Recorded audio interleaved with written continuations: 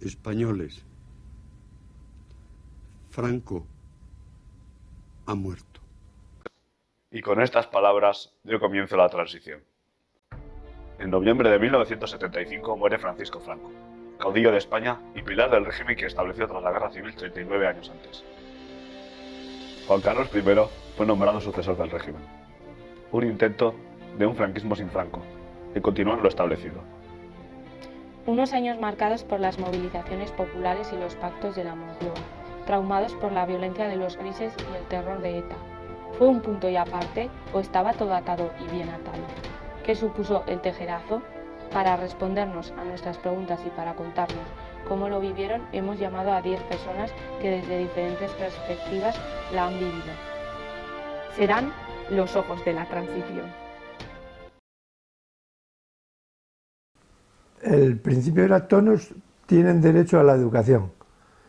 Hasta entonces, por otra parte, tenían derecho a la educación los que tenían dinero, y los que no tenían dinero no tenían derecho a la educación porque no podían.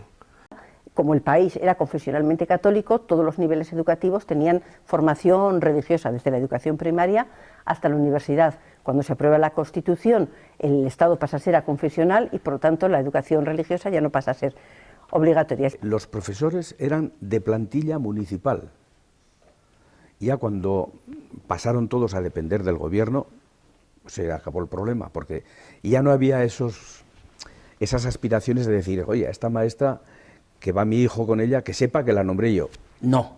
Tuvo un montón de movimientos pedagógicos, tanto de profesores como de padres, que de alguna forma reivindicaban todo lo que luego pudimos ir haciendo, una enseñanza mejor y para todos. O sea, afectó en el sentido de que se vio la gran oportunidad de que la transición, que era en definitiva la democratización de España, supusiera sobre todo una mejora de la educación de los ciudadanos. Y luego los contenidos también cambiaron porque durante el franquismo estaban en algunos aspectos contaminados por la ideología del régimen.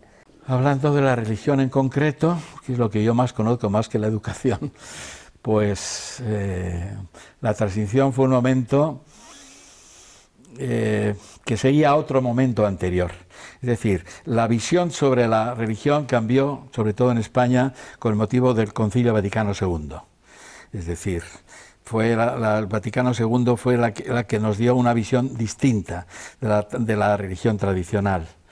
El Concilio Vaticano II abrió a la Iglesia un mundo nuevo, un mundo moderno, a la libertad, a la autonomía personal. Por tanto, la transición pues no fue realmente lo que comenzó a innovar la visión de la Iglesia, fue el Concilio Vaticano II, pero la transición la confirmó esa visión. Aceptó de una manera normal, muy positiva, estos cambios que se hicieron en la Iglesia y a dónde se apuntaron. Hubo un cambio muy rápido en algunas corrientes de la Iglesia, ¿no? El caso de Navarra es muy conocido, aunque igual debería ser más conocido, ¿no? Pues como el seminario de Pamplona se desplomó, de tener casi 1000 seminaristas, entre mayor y menor, pues hubo unos años que no se ordenó sacerdote ninguno, ¿no? Es decir, que hubo ahí un cambio que la propia Iglesia fue la primera víctima de ese cambio, ¿no? Yo soy, aparte de carlista, soy profesionalmente librero, librero de viejo, o sea que estoy muy acostumbrado a ver libros, revistas, papeles, y yo lo que os puedo garantizar es que en los años 50 y 60 el que quería hablar euskera lo hablaba, y el que quería escribir euskera, escribía, y el que quería publicar una revista en euskera, la escribía. Se nota un cambio, ¿no? Cuando yo empecé a aprender euskera, pues había como dos actitudes muy diferentes, ¿no? En Tafalla, una era la de la gente que era un número interesante de gente que lo estaba aprendiendo, ya se había puesto en marcha la Ikastola.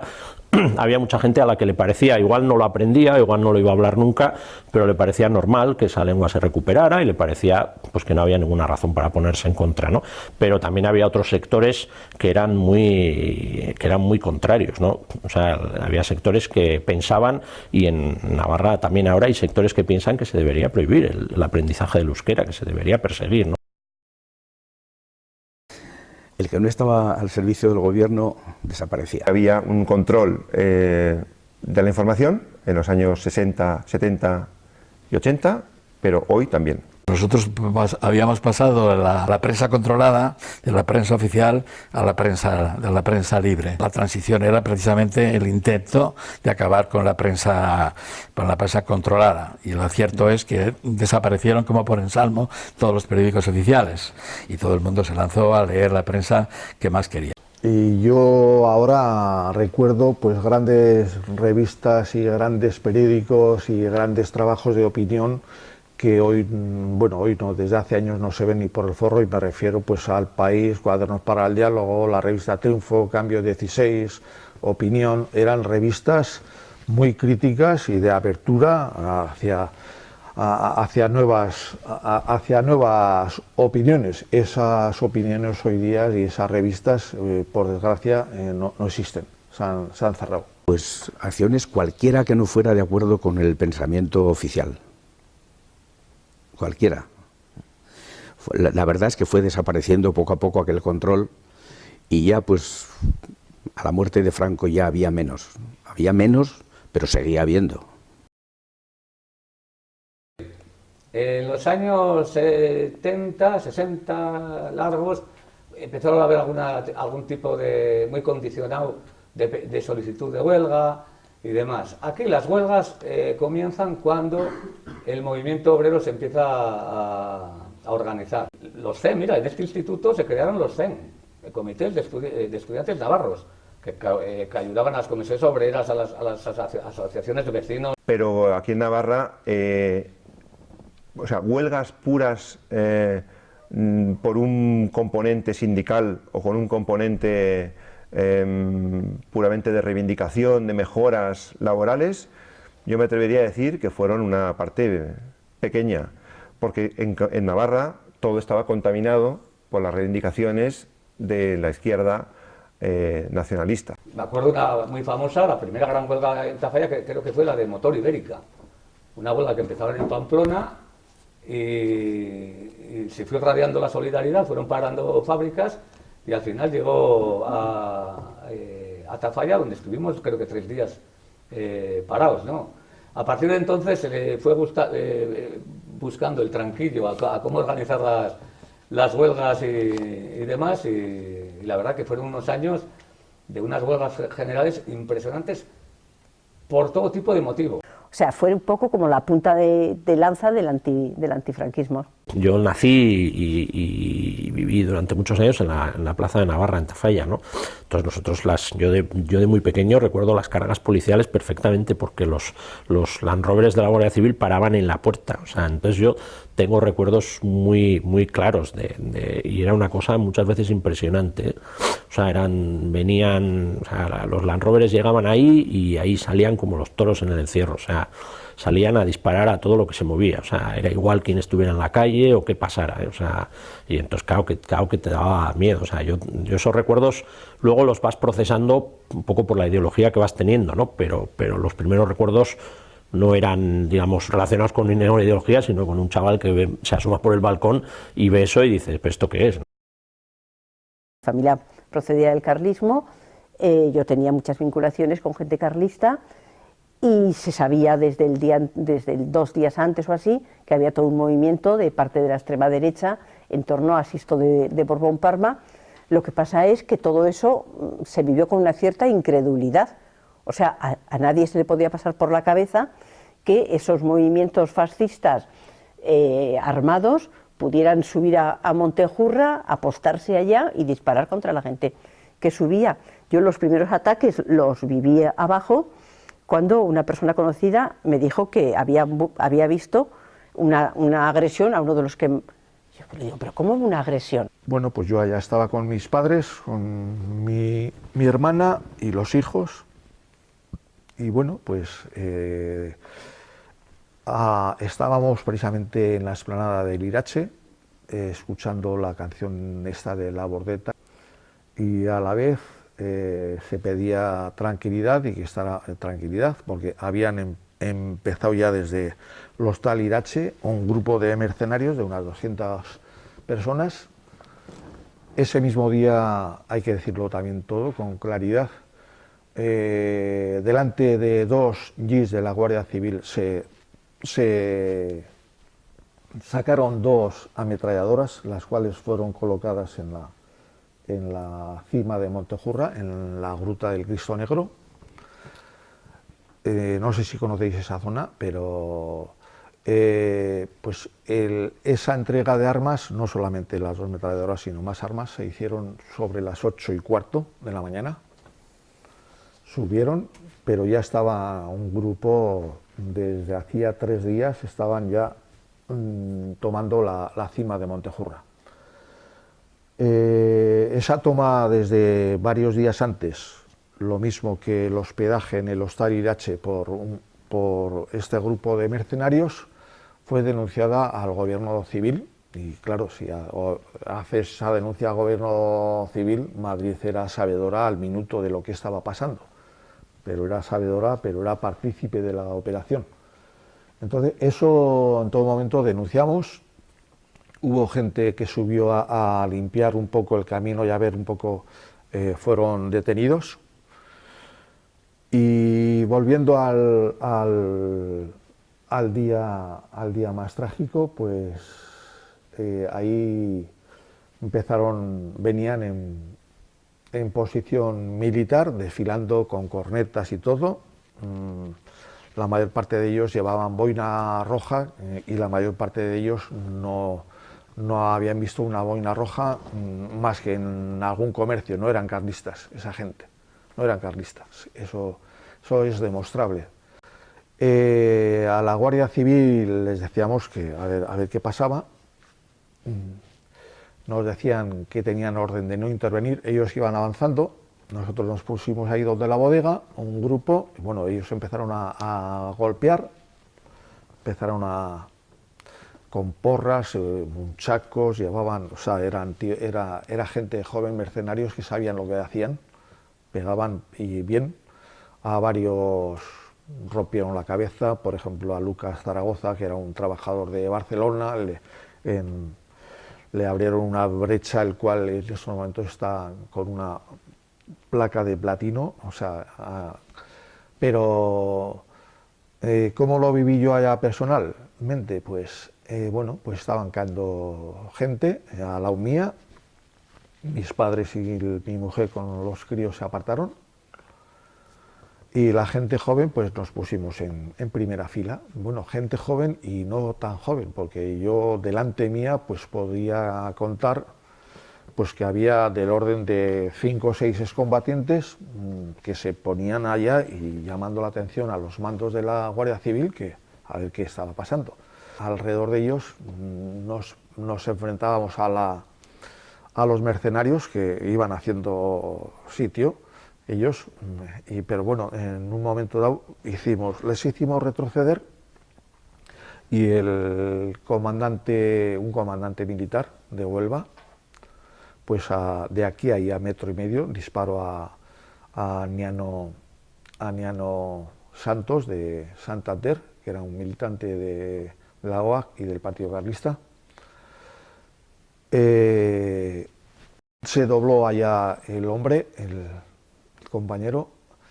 Gonzalo Jauregui le fue a atender, lo cogió antes de que cayera al suelo. Y bueno, nos abalanzamos entonces aún con más fuerza sobre la Guardia Civil. Yo personalmente cogía un mando de la solapa, pero bueno, que esto no puede ser, que nos están disparando con vista. O sea, no solamente había varias armas también a la vista.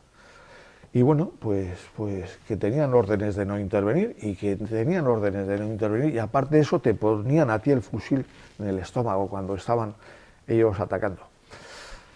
Fue realmente una manera, nosotros vemos que eso fue una manera que el sistema de la transición tuvo para apartar al carlismo, para presentar al carlismo como un movimiento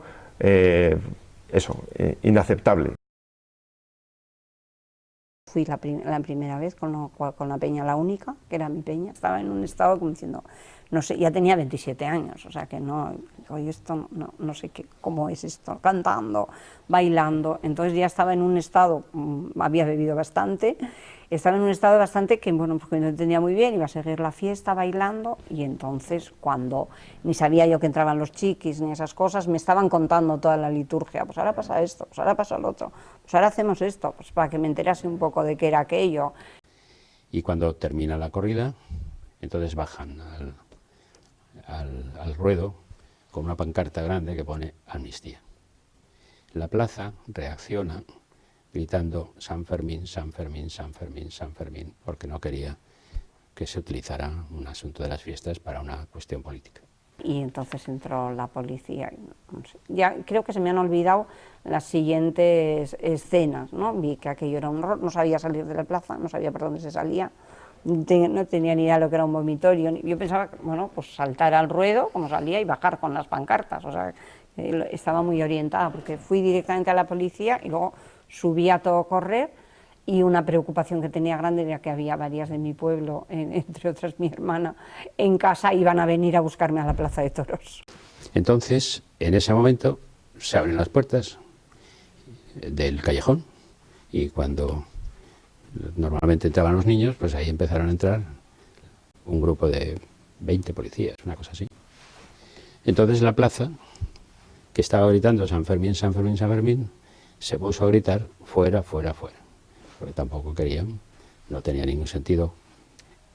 Entonces, en esa dotación de la policía, lamentablemente, pues llevaba pelotas de goma y pum, pum, pum, y empiezan a disparar a todo el mundo, a toda la plaza. Se producen unas escenas de pánico, como es natural, la gente desaloja como puede, entonces empiezan enfrentamientos con la policía también, bueno. Y los que estábamos en el palco, que éramos el Uralburu, recuerdo, el socialista, y como mi casa está al lado, me dijo Uralburu, ¿te importa que vayamos a tu casa? Y le dije, pues encantado. Yo pensaba, bueno, aquí nos pueden linchar, pero si voy con Uralburu, pues a lo mejor nos salvamos. Porque claro, como éramos de UCD, el gobierno, el no sé qué, la policía del gobierno, etcétera, pues oímos unos disparos, que no eran de pelota de goma, eran disparos. Y le dije a uno que estaba, Ignacio Strain, que estaba con la cabeza así, mirando así. Le dije, Ignacio, se llama Ignacio, haz el favor de quitarte de ahí, porque esos son tiros, no vaya a ser que alguna bala perdida, a ver si te da. Y se retiró. Bueno, pasaron como 10 minutos, hasta que se despejó esto. Y cuando se despejó ya no había nada. Y para mí no cabe ninguna duda que lo que ocurre es que se lanzan sobre los guardias alguno dispara, y es los disparos que acaban con Germán. Pero Germán, o sea, la idea, yo creo que Germán, lo que habría que decir es que, bueno, fue consecuencia con la lucha. Enseguida nos enteramos que era un tío que conocía, que era de mi partido, y eso también me pareció, hostia, vengo aquí a este sitio, acabo de llegar. No, me parecía muy raro a mí Navarra. Conocía yo muy bien todo esto y me parecía, pues eso sí que había estado ese mismo día en la plaza, que estaba al lado mío, bueno, en otra peña, pero cerca, pues, bueno, pues es una situación que decimos, bueno, aquí vuelve a estallar otra guerra civil, aquí ¿qué están pensando estos, no? ¿Qué están pensando? O sea, la primera fue así, pero yo creo que supongo que en los tics de la militancia rápidamente empezamos a hacer carteles, a sacar propaganda, a querer ir a Madrid, a querer hablar con no sé quién, con no sé cuántos, entonces nos metimos en otra vorágine que fue organizar las manifestaciones, protestar, casi por suerte, ¿no? O sea, que no fue, bueno, me quedo en casa, qué horror que ha pasado. Puedo hablar de las 1000 veces que llamé esa noche a Pamplona, a la gente que conocía, que me contaba todo con horror. Estaba trabajando y me llamó mi mujer y dice, algo pasa.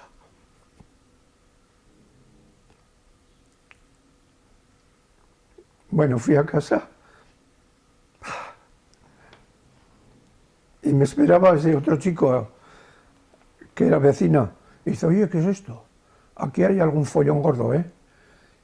Y nos pusimos en la radio, en la radio. Nos pusimos a escuchar y veíamos los vaivenes que había, y más ahí va un tiroteo donde nosotros no sabíamos ni lo que era la reunión de los políticos ni nada, sino que había ya los oímos, los tiros, pim, pom, pom, pom. Digo, señores, ¿qué pasa? Y te iban dando las noticias poco a poco, cada más. Y nadie daba una noticia, bueno, ¿qué pasa aquí? Es un golpe de Estado, pero este golpe de Estado, ¿qué busca? ¿O qué hace? Y bueno, dicen que el rey, ¿dónde está el rey? También, el rey no apareció o sea, estuvimos toda la tarde al pie de la radio, y no apareció, toda la noche, y al cabo de toda la noche no apareció el rey hasta el final. El que la gente viese que había un enemigo que eran los militares golpistas, pues hizo que mucha gente, pues sin mucho criterio, sin mucho análisis profundo de la situación, pues siguiese las tesis del gobierno, de la UCD y del PSOE, que les ayudase a consolidar el sistema de partidos. Yo entonces era Danzari y recuerdo que teníamos ensayo, y un ensayo además, bueno, pues no sé, igual había, yo la sensación que tengo es de que estábamos mucha gente, o sea, igual había ensayos que cada uno hacía con lo que iba a bailar, pero aquel día estábamos bastante gente, y claro, los que teníamos menos años, pues aquello estábamos un poco alucinados de las noticias que llegaban, ¿no? Porque es lo mismo que antes, claro, no había internet, o sea, aquello era, habían dicho en la tele que pasaba algo, no se sabía muy bien qué iba a pasar, parecía que era un golpe de Estado, no se sabía si estaba ganando o no estaba ganando, pues todo aquello era muy confuso, ¿no? Y lo que yo sí recuerdo es que la gente mayor sí estaba muy preocupada, claro, nosotros no nos dábamos cuenta, nos lo tomábamos medio a broma, medio en serio, pero que un guardia civil que ha disparado, pero que es como que ya verán, nos tendremos que esconder, pero era un poco como medio chiste, ¿no? Pero la gente mayor que estaba ahí en el grupo de danzas, pues no se lo tomaba ningún chiste, ¿no? Porque claro, no hacía tanto que se había muerto Franco y la gente tenía muy vivo el recuerdo de lo que habían sido esos años, y decía, oye, aquí no hay ningún chiste, ¿no? Que hay un intento que parece que es serio de que volvamos hacia allí, ¿no? Yo recuerdo cuando salió la noticia, tuvimos una reunión urgente, un montón de gente, de todos los partidos, y se tomaron decisiones de pasar inmediatamente a la clandestinidad. Os voy a decir, fíjate, nos reunimos en la sociedad Atariberri, que está allá yendo a Icastola, en una sociedad que todavía está. Para no reunirnos en ningún sitio, nos reunimos allá. La primera decisión que dijimos es que había que bajar a la fábrica más grande, que era la de Luzuriaga, y pararla, ¿no? Y luego, por otra parte, inmediatamente, ya para entonces, para esa hora, que nos reunimos a las 8 de la tarde, para esa hora ya habíamos vaciado toda la sede que teníamos, que sabíamos que iba a ser lo primero que entrarían, ¿eh? Y sobre todo para salvaguardar una cosa que era muy importante en la fase siguiente, que era la multicopista. Ya teníamos la multicopista legal y por lo tanto se escondió, y mira, se escondió en una bajera de las Torres. Porque pensábamos que si el golpe militar venía con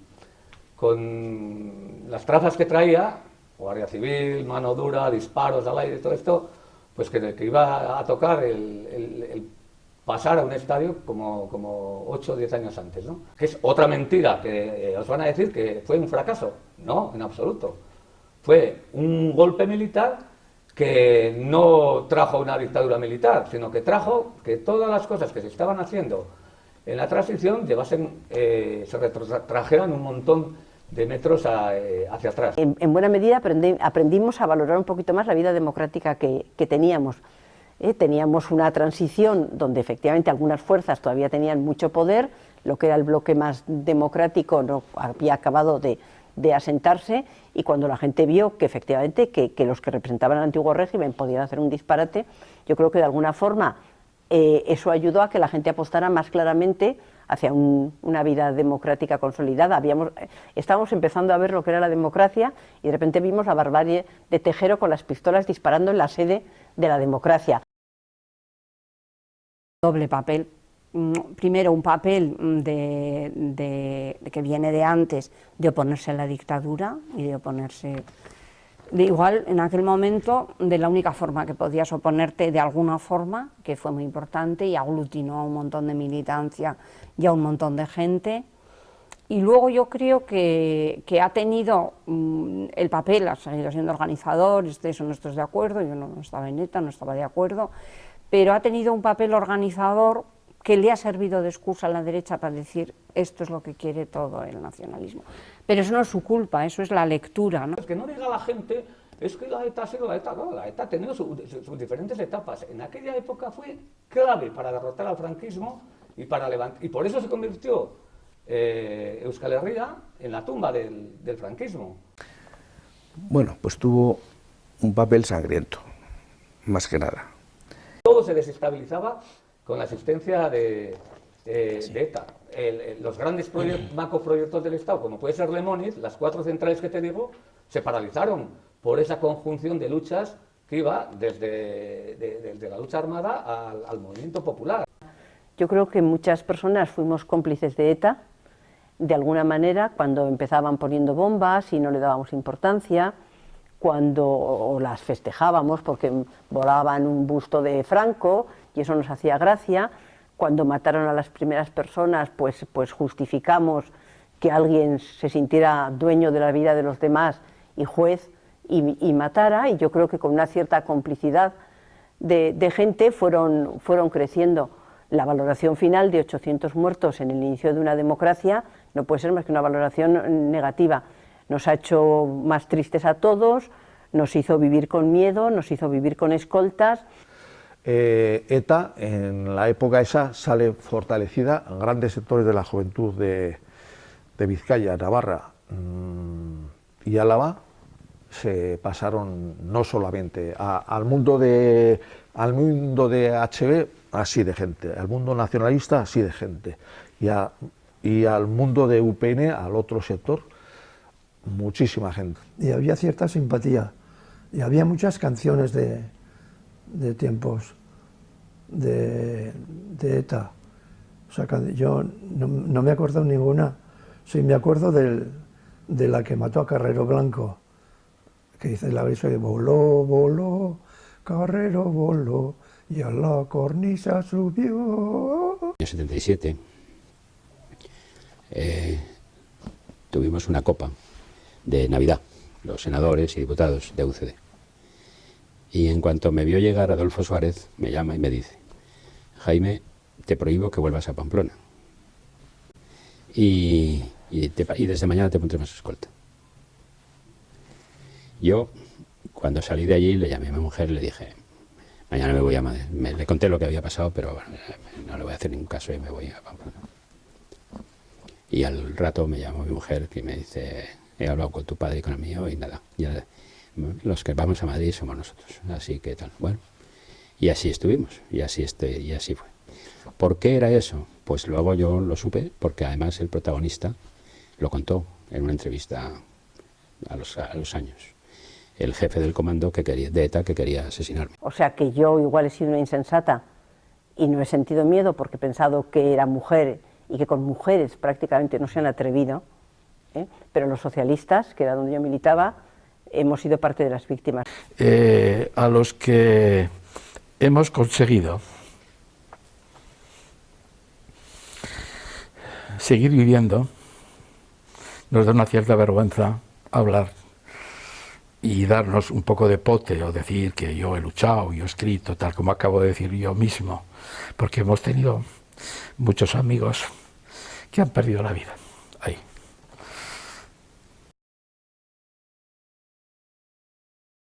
La transición fue cosa de hombres, me da la sensación. Yo creo que muchas mujeres que estuvimos en la transición estuvimos porque queríamos libertades políticas y estuvimos porque queríamos libertades para la mujer. Todo estaba regulado por el Código Canónico, porque era un matrimonio católico.